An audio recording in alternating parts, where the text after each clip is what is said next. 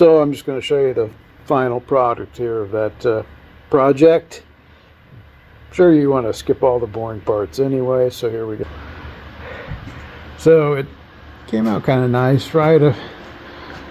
I use a little mica chips inside of it.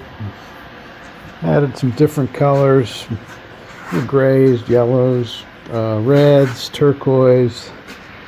Pretty much, yeah, kitchen sink there. You see some of my other stuff in the background. Still working on that.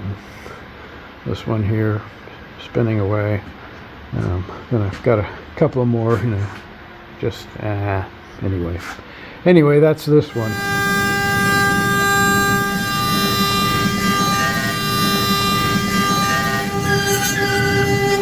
Alright, so I'm going to start.